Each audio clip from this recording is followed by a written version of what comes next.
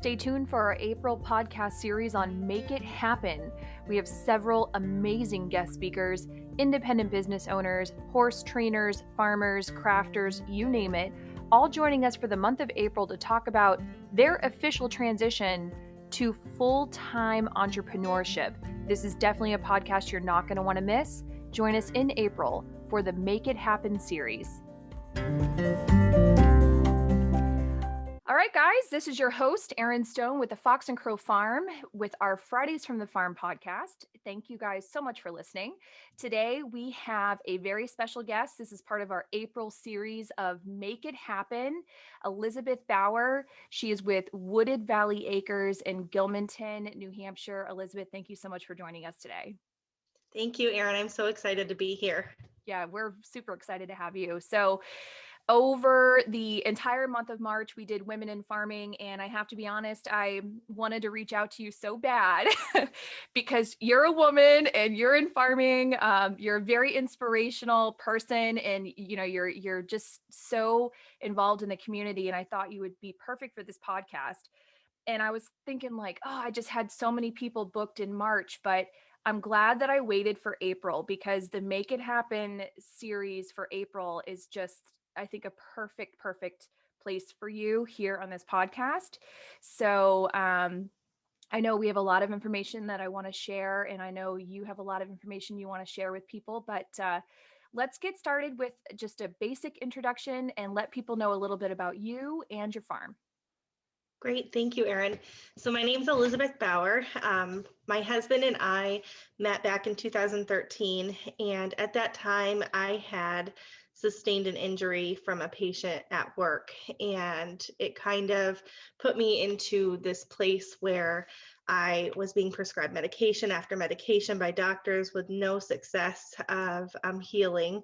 So I was out of work for quite some time, and that's what turned me into the herbal medicine. So from there, we really wanted to have whole life health.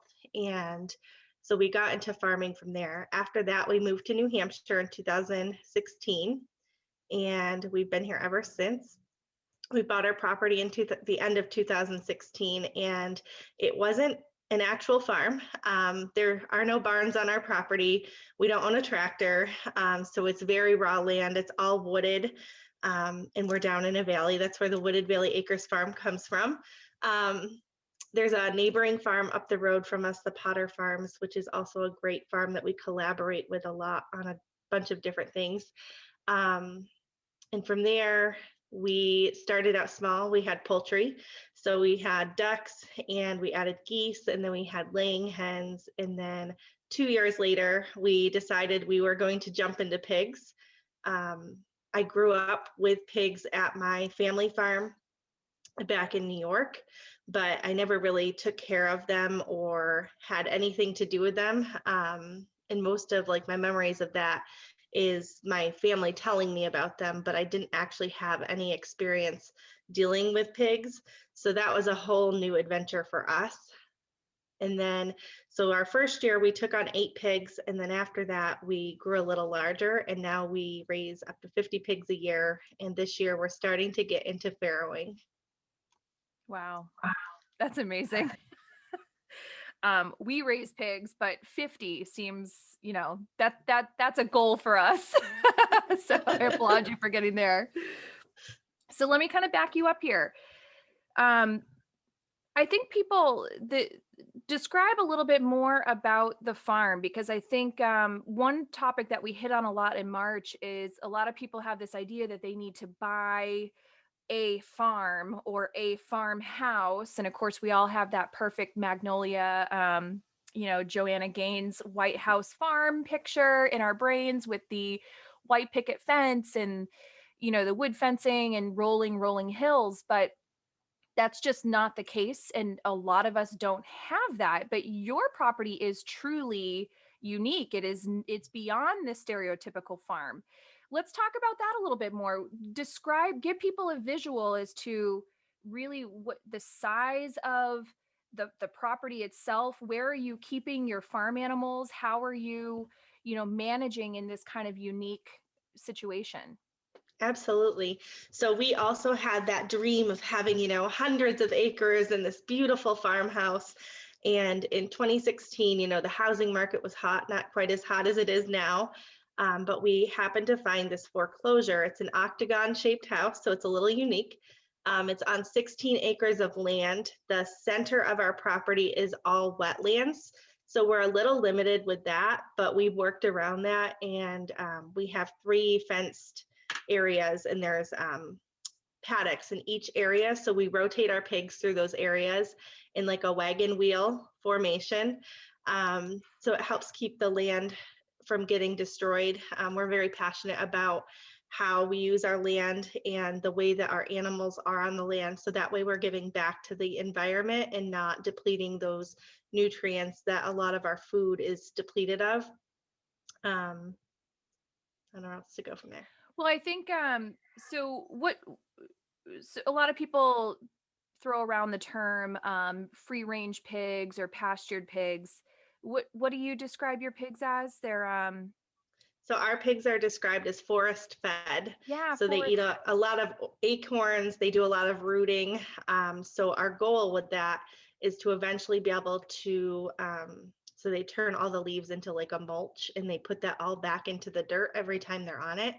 So our goal with that is to turn that into some nice rich soil so we can plant grass and then we can have pasture raised pigs in the woods as well. Yeah. See, I love that. And for people that aren't familiar with raising pigs, it does actually get quite hot here in the summer. So these guys have the benefit of tons of shade, right? They're probably protected in the wintertime as well. And they're having fun.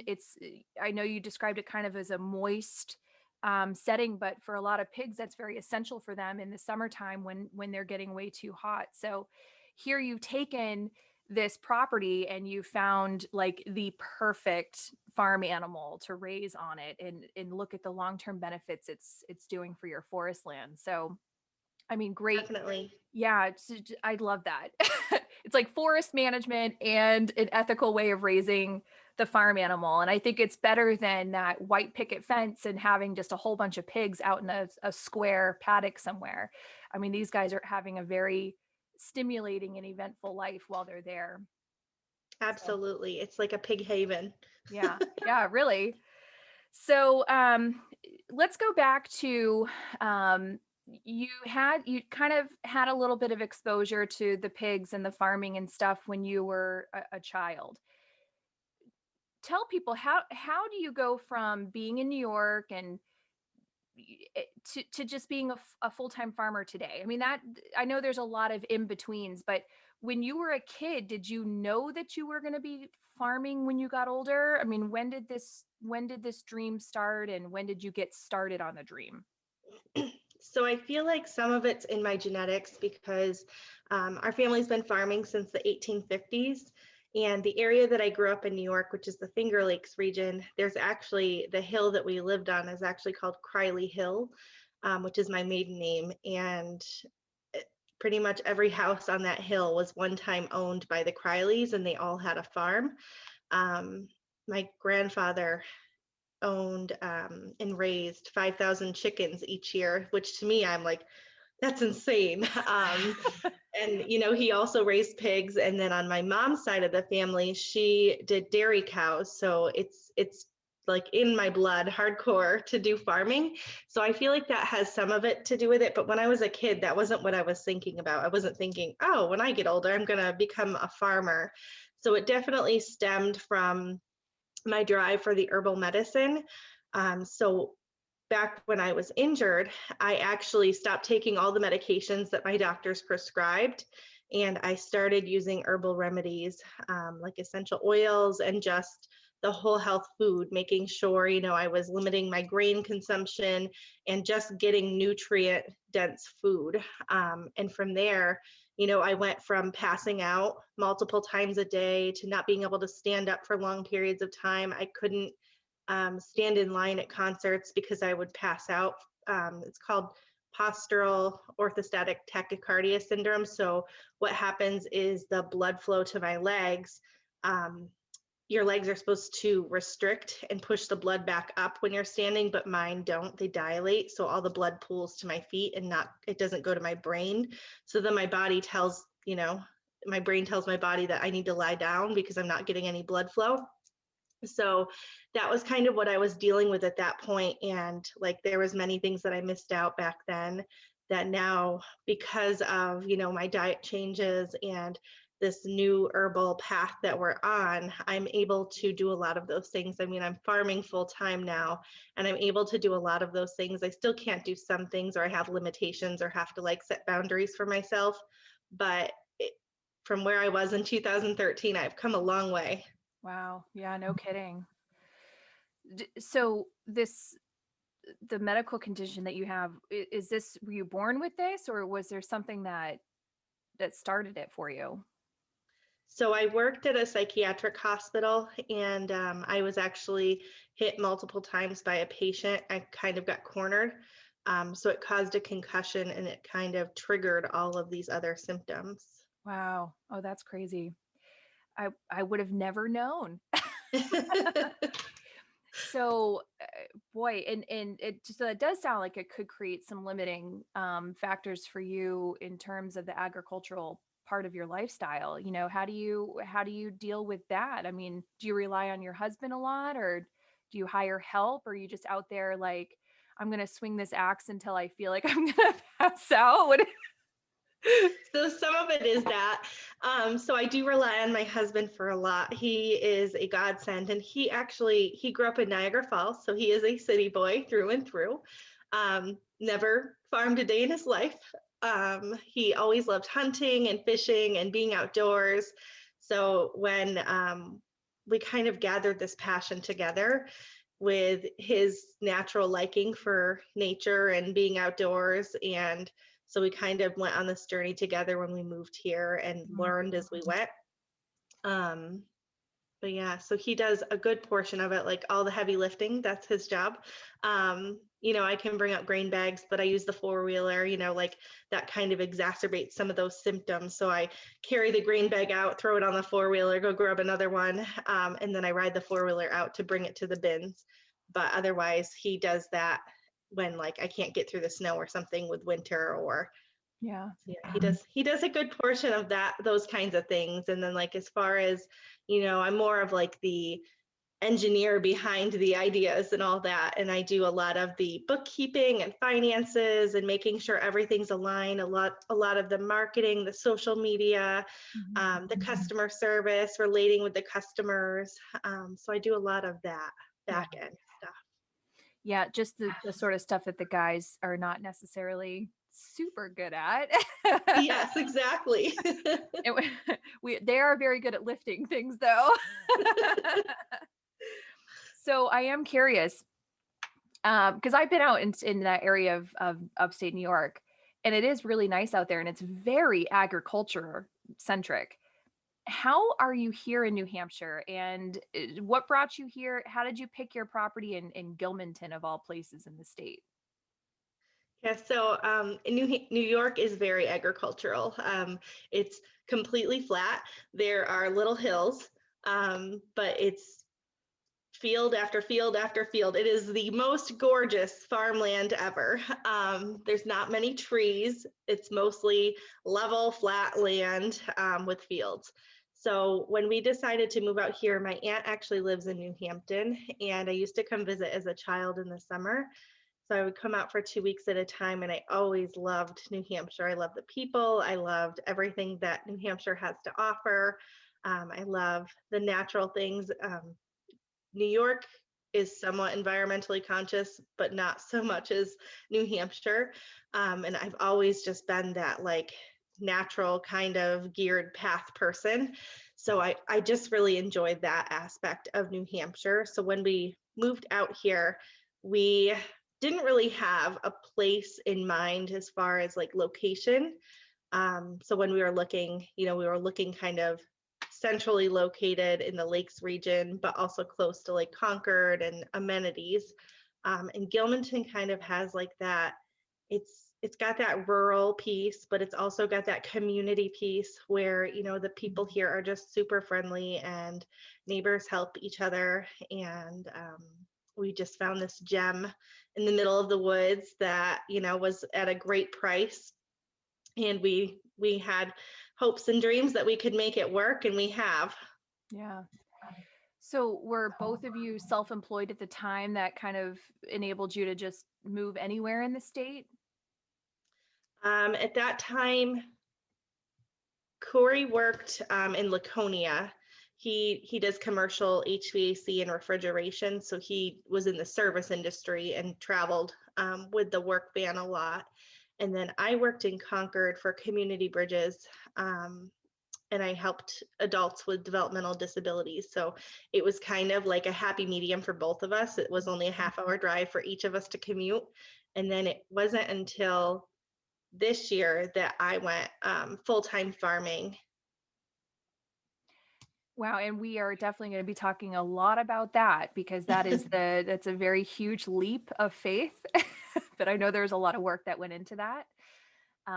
We will take a quick break in just a few moments, but just a couple more questions about your trek up to New Hampshire. So, what was your initial perspective? I mean, you probably worked with a real estate agent, right? And Yeah. you're driving around, you're looking at all these properties and all these houses, and maybe some you could farm on, maybe some you couldn't, but you chose an octagonal house. I just have to like talk about this because it's so different. So when was the house built and why is it a weird shape? So that the house was built in 2003. And I mean, we looked at it, had to have been hundreds of places. And, some were gorgeous, but they were older and they needed a ton of work. And we didn't have the financial income to be able to put all that money into the house and then also start our dreams of the farm. So this house came up, it was a foreclosure, the water was shut off. Um, the electric was on, thankfully, so we could at least see, in the house. But it is completely octagon. There's like a wagon wheel shape up in the ceiling. It's got a nice loft up top where I have hopes and dreams to do crafting up there. And it has a full-size basement with 10-foot ceilings. So it's great for storage of like our freezers and things where we keep like all of our meat. And then the land itself, we walked when we looked at the property. We actually looked at it 3 times before we actually closed. And it's just really flat and pretty level. And it's got some great landscaping to it. So it already had like a 10 by 12 shed. It didn't have any doors or anything on it, which became our duck coop. So that was like one of the first projects that we worked on when we moved here. The only thing that we weren't sure when we bought the house was, are the water lines actually winterized and are they leaking or do we have to replace them all?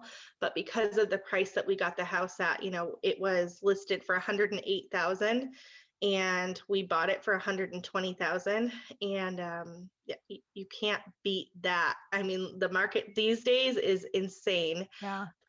So knowing that we might have to replace all the plumbing in the house and the bathroom had to be completely gutted from the subfloor up because it was rotted from leaking out of the shower. So that was like one thing that we did right before we moved in was we replaced the entire bathroom upstairs.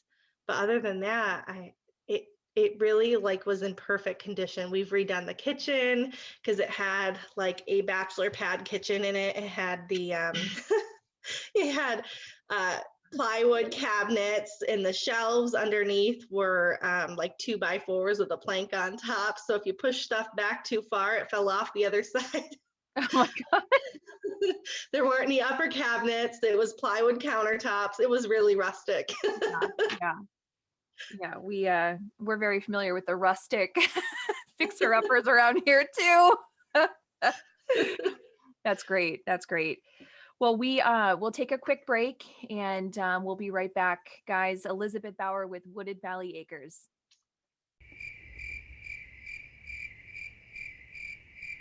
All right, guys, thanks for joining. This is your host, Erin Stone with the Fox and Crow Farm, and you are listening to Fridays from the Farm. We are doing our April series on Make It Happen. We have Elizabeth Bauer with Wooded Valley Acres. She was with us for the first segment, kind of giving us a little storytelling as to how she got into this agricultural world and how she ended up here in New Hampshire. So, again, thanks so much, Elizabeth, for joining us. Yes, thank you, Erin. So now that we have a little bit more of a backstory on you, I really want to talk more about, where we left off before the break. You moved from upstate New York. Now you're here in Gilmanton, New Hampshire, in your oddly shaped house, with the unique challenges with your landscape that seems to be working very well. Um, but what were you doing money wise? I think this is a big question that a lot of people have on that transition from they're already in their careers to where they want to be. So what was your career, and how did you know it was time to transition? Absolutely.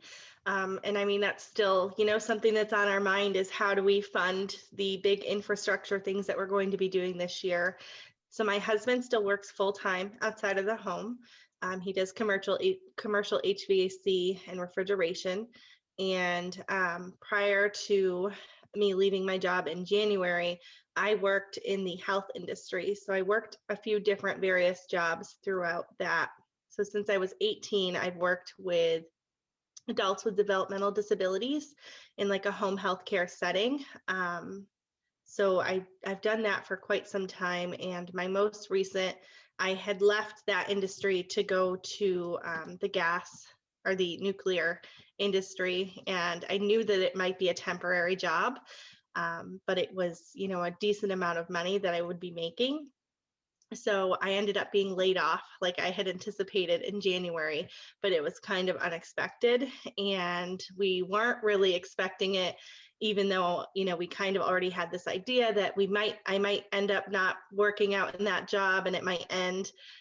So we had considered, what if I went full-time farming, and what would that look like? And we had talked about it, and working through that with my husband was a little difficult at times, because it's that, unknown, like what happens if I'm not bringing in, the money that I was, and what happens to our farm, and how do we make ends meet?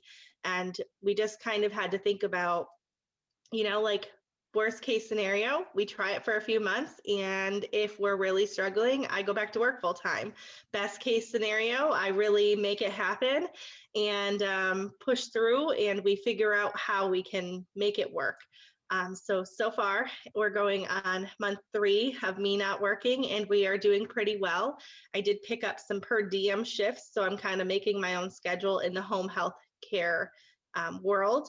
But I still have all that flexibility to be able to do farming full time. So it's really been a nice transition to kind of bring in a little bit extra money for the big infrastructure projects that we have coming up this year, but also just to kind of give us that stability again, while we're working through how to make things happen, and while we're waiting for our farm stand to be open. So we have that network. The farmers markets are coming up.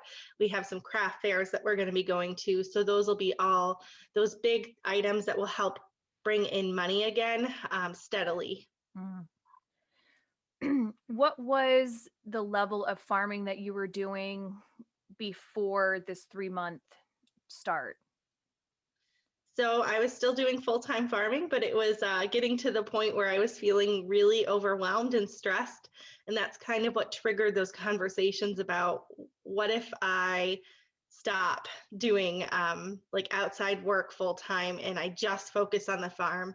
Like when there's certain times where you may have missed a customer's order, and because you're like juggling so many different things, that's like a big thing for us, is we don't want our customers to be jeopardized because we aren't focused fully on the farm. So that was like the big triggering point, where I kind of put my foot down and said, look, like I can't keep doing full time outside the work and give my full 100% to there and then come home and still be able to give 100% to the farm. And the other thing was, Customers wanted to be able to come and buy their meat and their eggs and all of our products, but I wasn't always available to meet them when they needed to, which was what kind of stemmed our farm stand idea, is to be able to give that to them so that way they could shop on their time and not have to make an appointment. Because let's be honest, nobody wants to make an appointment to go grocery shopping. It is interesting though, a little off topic, but we had always encouraged people to come here and buy directly from the farm, because I think that that's part of the experience for the consumer too, right? But it was like far and few in between. So then we thought, well, we'll hit them in the digital way. We'll allow them to shop online, and then heck, we'll even deliver that stuff to them for free, right? And COVID was like this huge catalyst to get this thing up and running. But then it's so weird, because then all of a sudden all we got were questions of people wanting to come to our farm. We were like, the door has always been open. We've never, no one's ever expressed an interest in coming here like they do now. So your farm stand, boy, it's probably coming at the right time.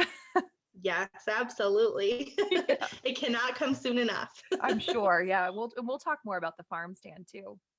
Um, so for a lot of people that are still they're still in this gray area here. So does your husband have the health insurance? So who's got health insurance, or when you left your career, is that something that you had to leave behind? So he does carry the health insurance. We're very fortunate that his employer offers a cheaper insurance that doesn't cover a whole lot. So we basically pay all out of pocket, but I would rather pay all out of pocket and have a smaller premium than to pay a large premium and still pay all out of pocket. Mhm. So it is nice that he has that option. If he were to ever go full-time farm as well, we have some ideas of what we would do. He has an HSA account that we max out every single year. So that way, if he ever decided to leave his job, we would have all of the money on that card to be able to pay for some of those healthcare costs. And we would just go without insurance for a little while. Yeah. And for people that don't know what an HSA is that the prepay into your insurance thing ahead? Yeah, so it's a health savings account, and what it is it comes out of your paycheck Mhm. prior to tax. So it's non-taxable money, and it can be used for any medical expenses. So like prescription drugs, your eye care, dental. It can be used for primary care visits, specialist, any of that, and it's on a debit card, and it never expires. So it's good for life. So the max right now, I think, is $7,500 a year for married couples. So we just kind of put some of that money on that every year. So that way, in 5 to 10 years, if my husband decides he wants to join me full-time farming, we have that funding to be able to have health insurance or health care still. Yeah, that's smart. Um, and then of course you have your regular bills, and the mortgage payment and the home insurance and property taxes and all the utilities that go along with that. So how did you know how to budget for that? I mean, did you have some sort of forecasting projections as far as what the business is, or you just like hoping that this works out? Would to tell people, because that's the everybody's thinking about that. Sure. So we actually just refinanced our house so we could take out a little money. Um, and it's the same, it's $100 more a month for our mortgage now with the refinancing with the cash out, but it gives us the money to be able to do the infrastructure work that we're looking at doing. So we're putting in a couple other structures to grow our farm this year, and we'll talk a little bit more about that later. Mhm. But I budgeted out like how much my husband brings in, how much our bills are on average. We track everything in QuickBooks, so I know exactly like what our expenses are from month to month, and So from that, I figured out that we needed, with a cushion, at least an additional $1,000 a month on top of his. So that's my goal every month, is to bring in at least $1,000 to make ends meet, which, in retrospect of selling meat, that's not a whole lot of meat that I have to sell. But, with the other products and things like that, it's helpful. And so some months I hit that, some months I don't, but I know that the market season is coming. So that's what I'm looking forward to. And I know that I can hit that every month plus some with that. Yeah. That's so smart. There's a lot of people out there, and I've actually talked to quite a few people, or even helped them get set up. They don't have any accounting software, and a lot of the software is free, or it's fairly inexpensive. You mentioned QuickBooks. I use QuickBooks, and then Square. I know you use Square too, right? For your one of your online businesses that we'll talk about. I'm Hmm. right. The Gilmanton Farmers Market, is that Square based? PayPal. Oh, that's PayPal. Oh, well, there you Yeah. go. Another great resource.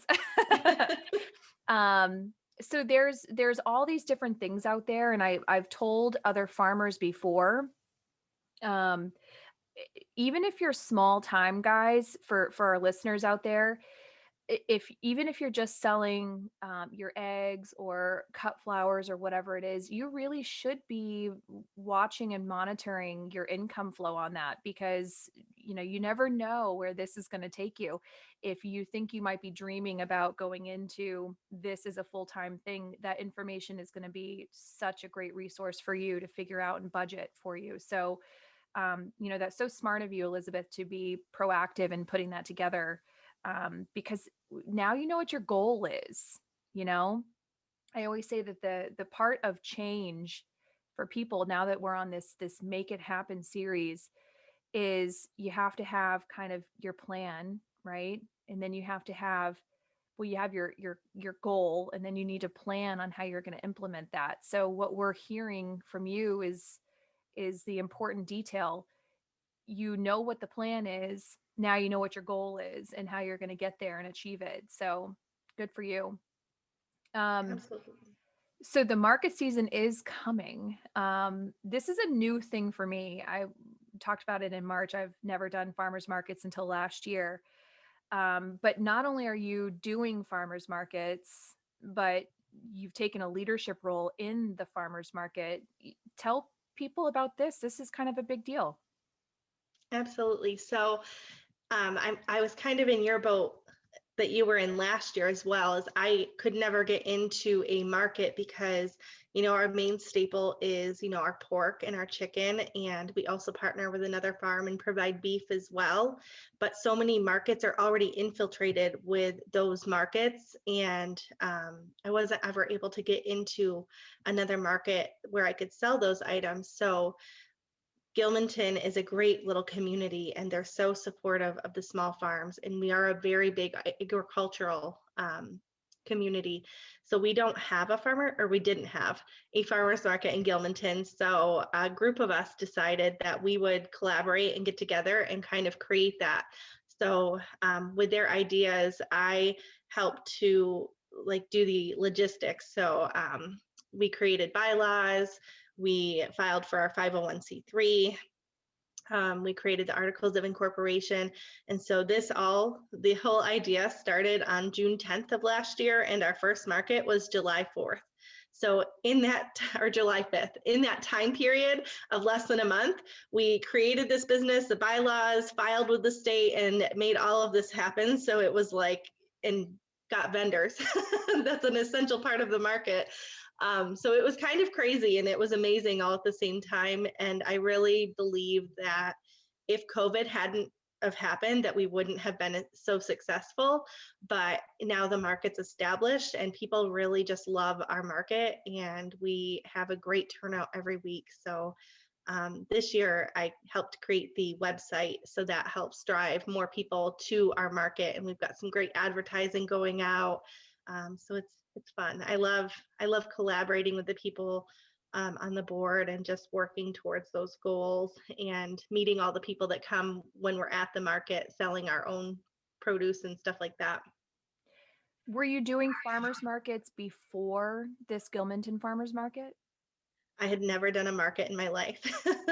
So it So was all brand new. so you must have had the same sort of shelf shock as I did. I mean, last year was my first year and it was a COVID year, so I'm gonna say it was an anomaly. We don't know yet what this year's gonna look like, but we like kind of knocked it out of the park. Like the income flow from the market was way more than we had imagined. Did you have a similar experience?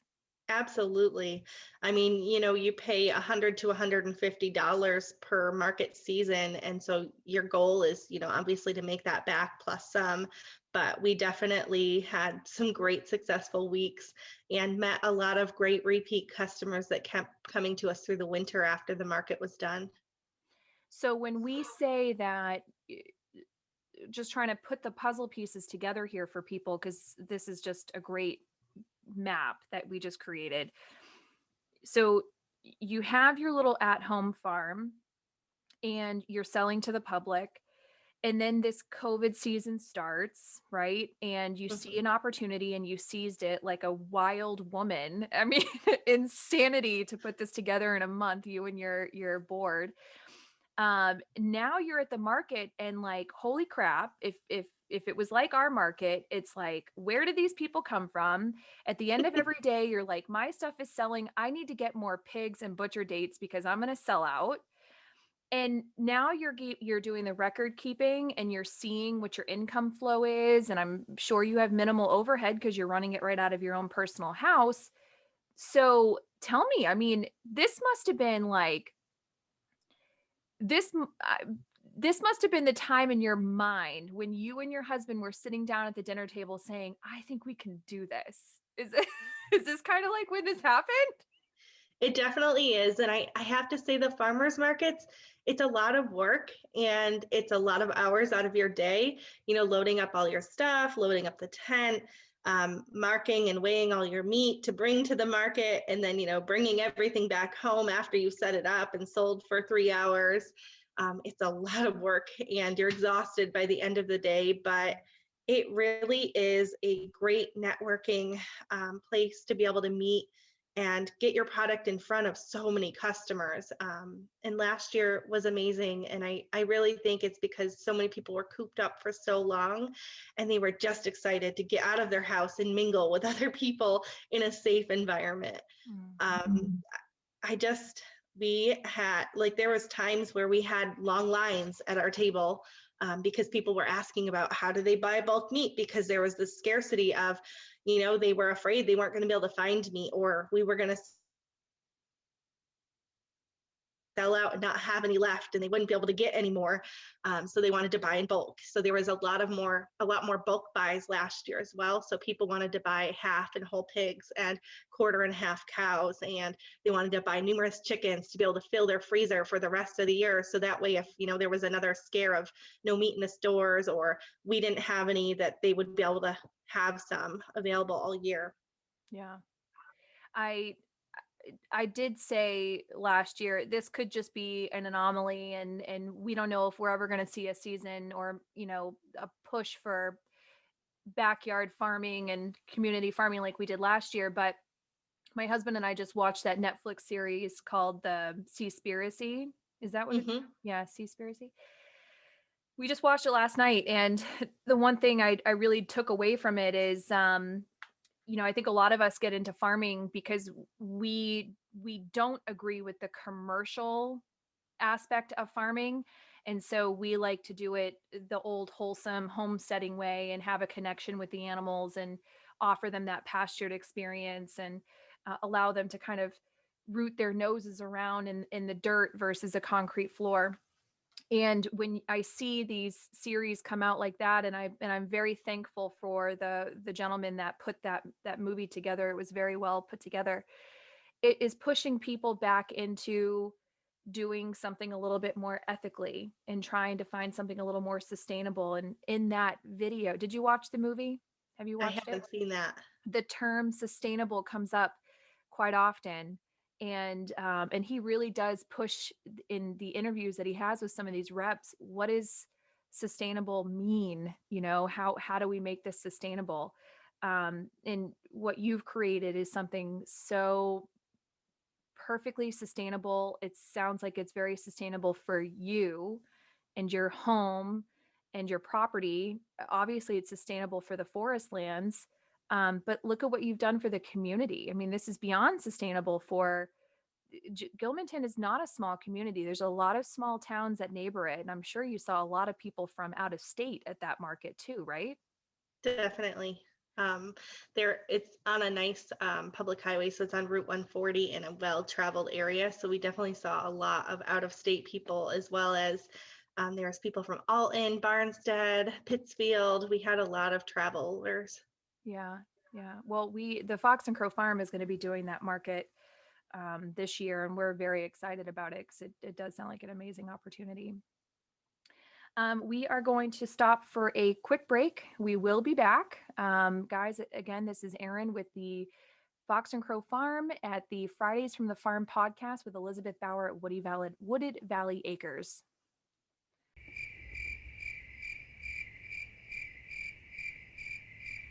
Welcome back, guys. Erin, your host with Fridays from the Farm at the Fox and Crow Farm in Barnstead, New Hampshire. Thanks so much for joining us.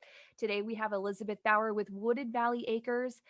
Before we went to our break, we were talking a little bit about, all the transition from her full-time career and getting ready and prepared for this farm business and the success that she's been having with her farmers market. So, Elizabeth, thanks so much for joining us. Thank you, Erin. So we really have covered an awful lot of information, but I know there's still a lot of question marks in people's minds. We talked a little bit about the website. I'll pull up a share screen here so people can see what we're talking about. But walk people through these technology things. It's new for a lot of people.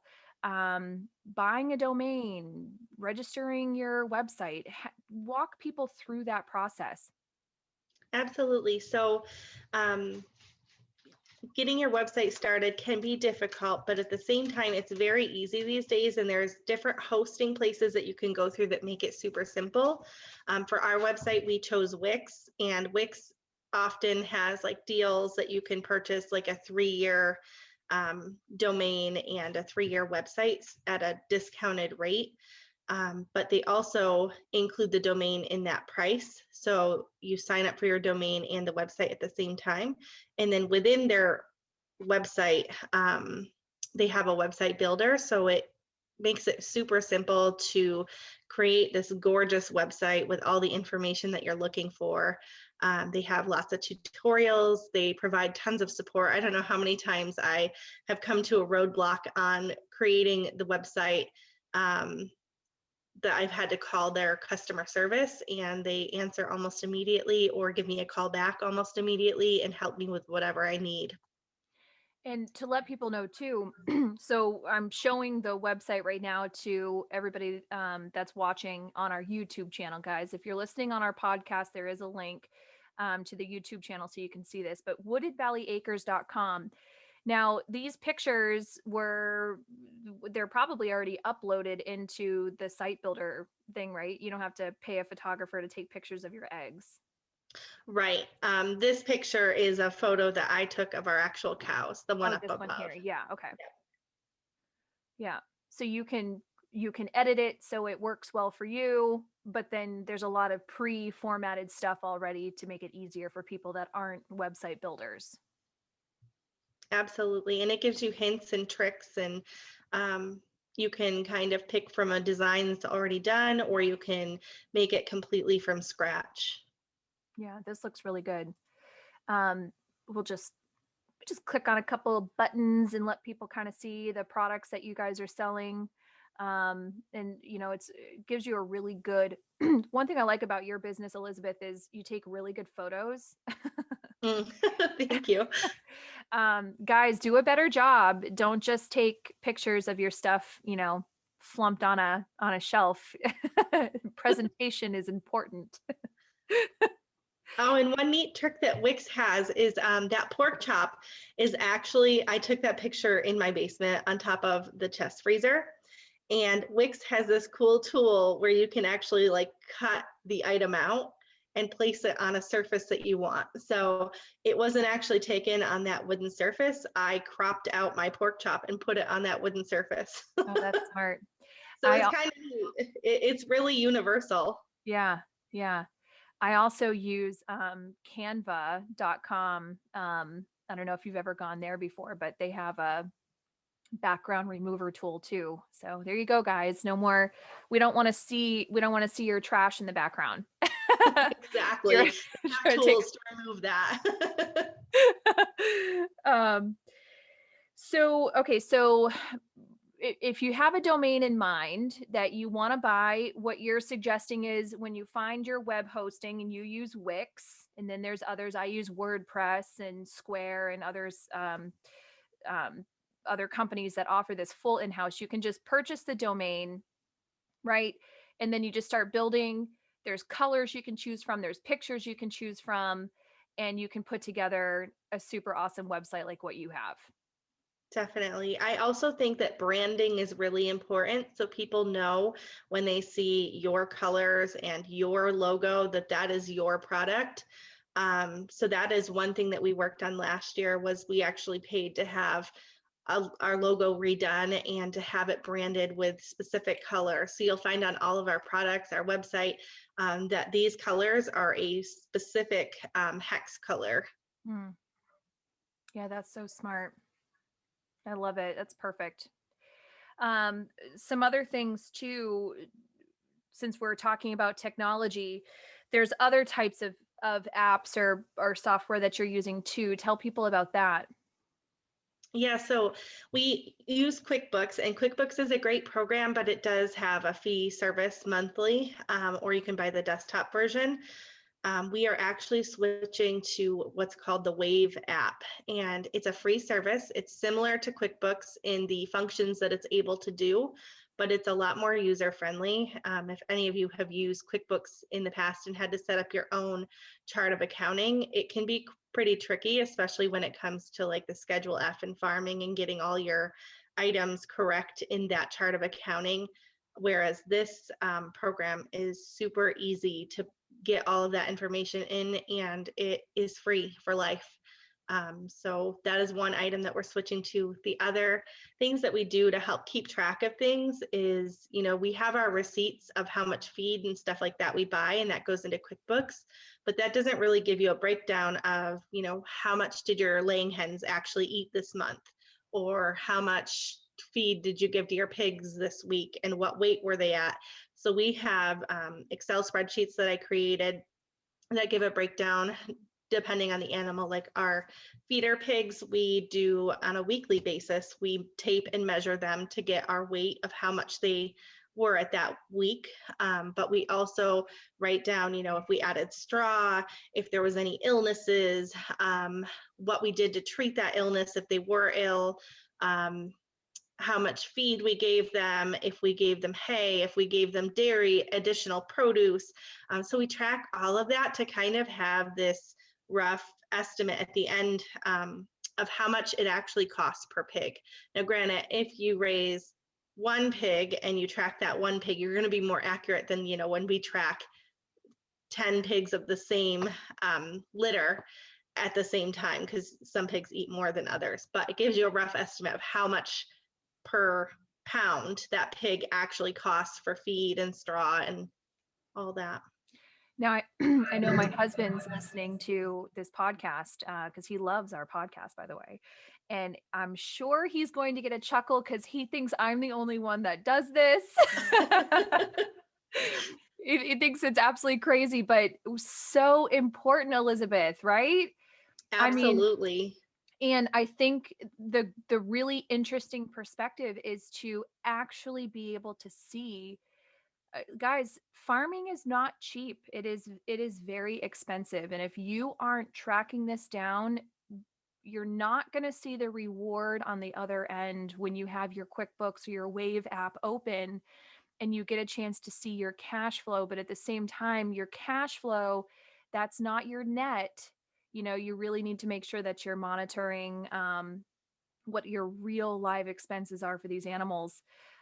one of the things that my husband had a chance to interview me a couple weeks ago, and I put in there, one of the important things to do when you think about wanting to get into farming is you had better be ready to start paying the real price of food. If you are listening, you are one of our listeners here, and you're here because you're either wanting to get inspired to make it happen in whatever dream you have, or you're here because you like the farm aspect. If you're not at the farmer's market or visiting your local farmer and paying the real cost of food, you're going to have a real eye-opening experience when you become a real farmer. So, Absolutely. yeah, so get Between the comfortable. USDA processing cost and the feed, and same thing with like our laying hens. We track how many bags of feed, how many bags of bedding, how many eggs we sell per week. So that way we know exactly how much that costs per dozen of eggs, so we can, justify our market prices. Right. So we've got the Wave app. We are using Excel is doing your tracking. Oh, for the Wave app too, you can use QuickBooks, whatever accounting software. We know a little bit more about our web hosting now, but there's more administrative stuff that goes into this. There's the registering your LLC with the state. I mean, how do you go about doing that? Yeah, so that's pretty easy. So the New Hampshire Quick Start page, it's pretty easy to register your business. So you can, if it's just you and you're self-employed, you can register as an LLC or self-employed. You don't need an EIN number for that. If you want to do an EIN number instead of using your Social Security, then you would just go to the IRS website, and it's free. They send it to you immediately, and then you can input that information into the New Hampshire Quick Start page. You could become a corporation, but that requires a certain amount of people. If you were looking to do like some nonprofit farming, so some farms are nonprofit because they provide training, and all of their profits go back into going back to the community as like a charitable type of organization. But there's not much to it. The most is deciding how you want to register your business. We're registered as an LLC, and then from there, setting up a bank account, because you want to keep your finances separate. You don't want to intermingle your personal accounts, but also, if someone writes you a check to your farm, you can't cash it unless you have an actual account in that name. So registering and then setting up your bank account is pretty easy. Most banks will just pull your information off the New Hampshire Quick Start page for you, and then you would just need to provide them with either your EIN, or if you're using your Social Security number. And it's pretty quick and easy for that. Yeah. That's an important part for, I think, a lot of people. You can operate your business however you want to, but if you're operating your business under your own social security number, be prepared for tax season and making sure that you're compiling this. One of the nice things about QuickBooks, and I'm not familiar with this other app, but I like to keep my business separate from my social security number. I like to pay my taxes quarterly on my business earnings. And I think that down the road, in the event that we ever want to take out a loan against the business, or we need to do anything in terms of our business, we can show proof of that and have it not commingled with our own personal finances too. So there's plenty of resources out there for this, guys. The New Hampshire, what was the website that you had mentioned? New The Hampshire Quick Start.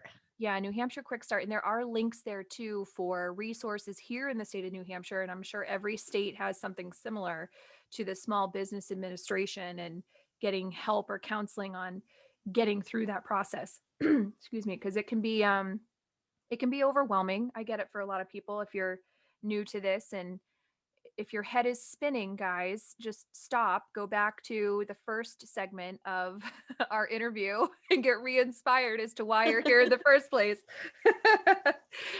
But with the LLC and the checking account, there's also insurance, right?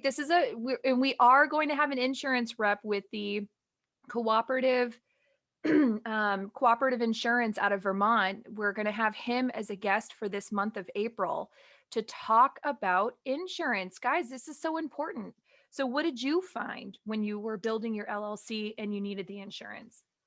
So I did find that there's a lot of farms that don't carry insurance, but I was not comfortable with that because it's a huge liability and risk to your personal property. So I found that there's only two farm insurances available in New Hampshire.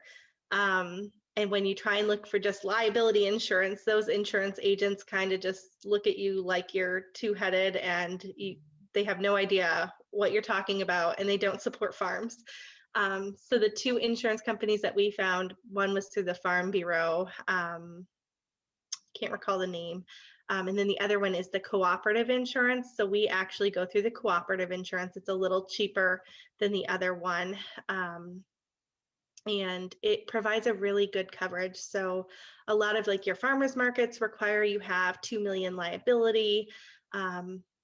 But it just gives you that peace of mind also because you just don't know. Sometimes, things happen, whether it's the USDA processor has a recall and you serve this to your customers and they got sick, or, you had an employee that was working for you that didn't properly wash something before it was sold to a customer, or you have a farm tour and someone gets injured on your property during that farm tour. They trip over a root that sticks out of the ground on your pathway. We have lots of those in our wooded areas, and I always worry about that.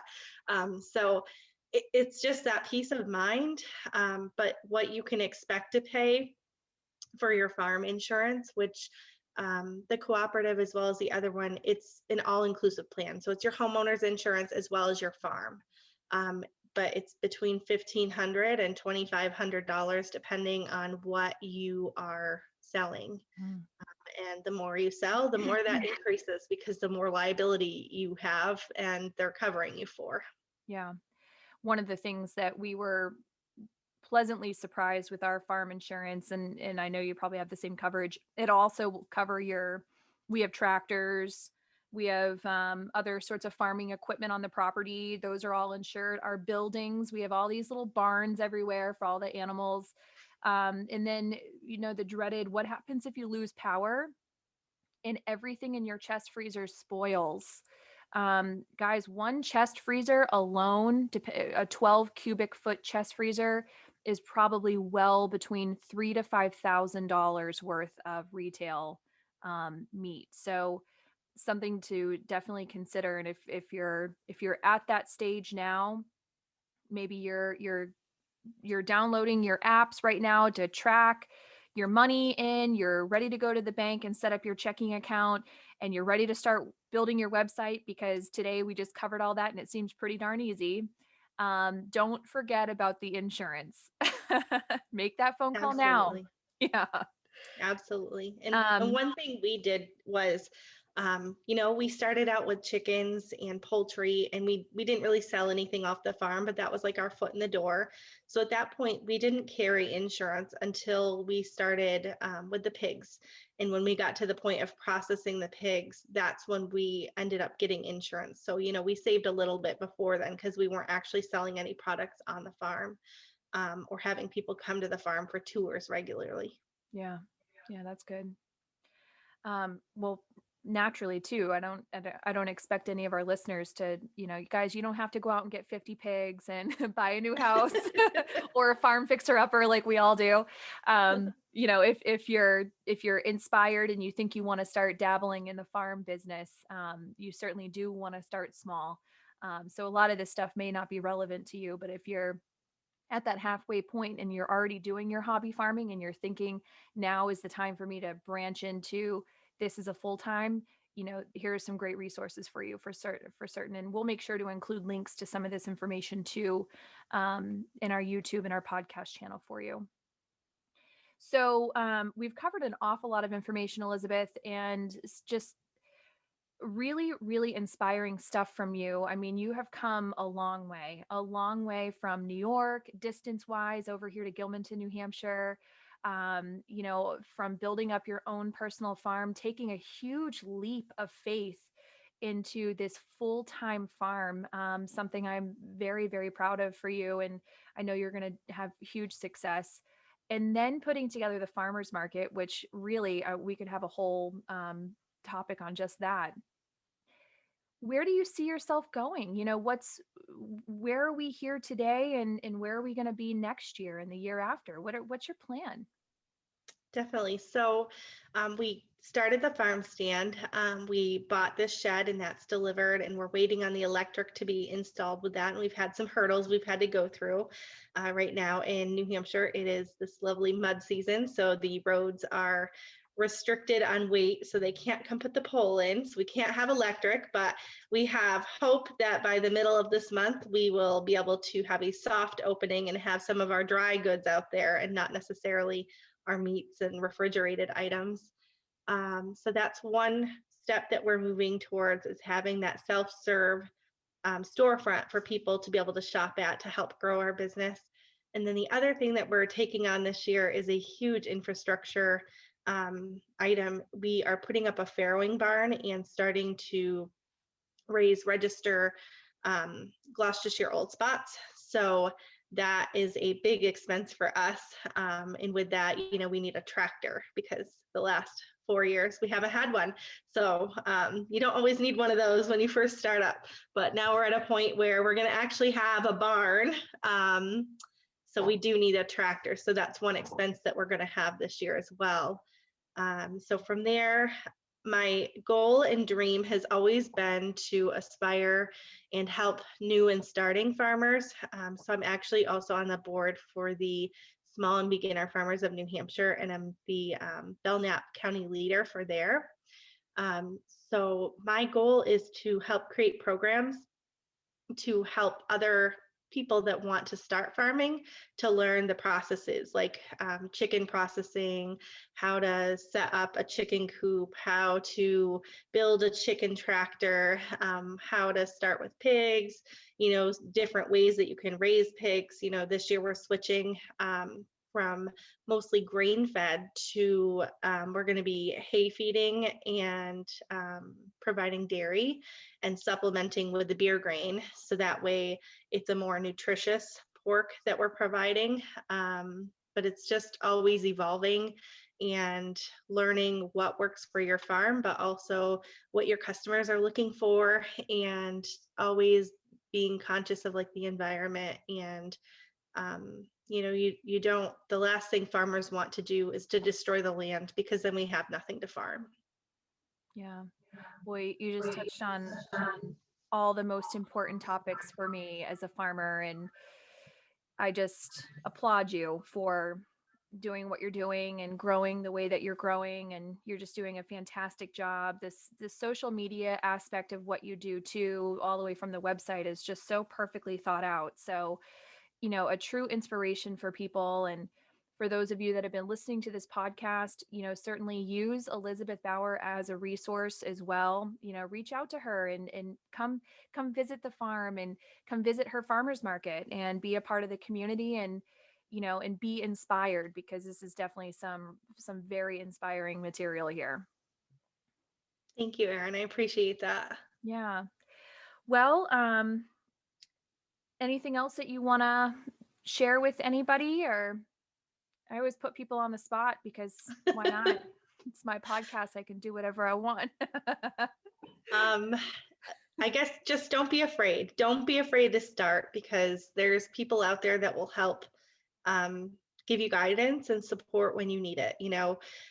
Farrowing is a big step for us this year, and we've talked about doing it for years, and it's just one of those things that, like, people talk about these horrible experiences and losses, and it's just a point where we really value the registered Gloucestershire old spots. We really genuinely enjoy the marbled meat that they provide, but also it's increasing.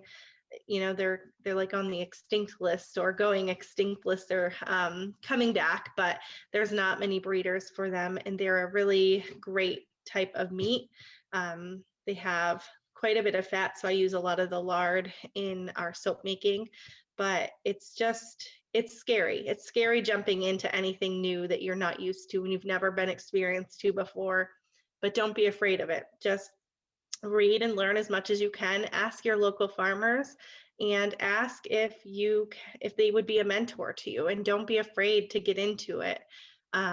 but having those resources is invaluable. I don't know how many farms and farmers that we work with that help us to learn and grow. It's not a one farm fits all type of environment, but it's definitely learn as you go, but also build those relationships.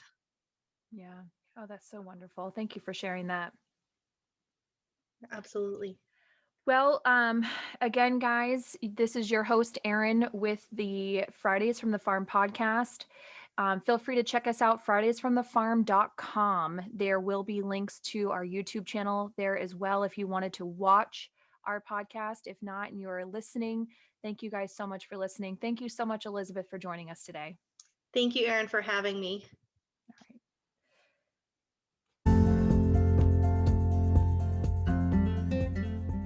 Stay tuned for our April podcast series on Make It Happen. We have several amazing guest speakers, independent business owners, horse trainers, farmers, crafters, you name it, all joining us for the month of April to talk about their official transition to full-time entrepreneurship. This is definitely a podcast you're not going to want to miss. Join us in April for the Make It Happen series.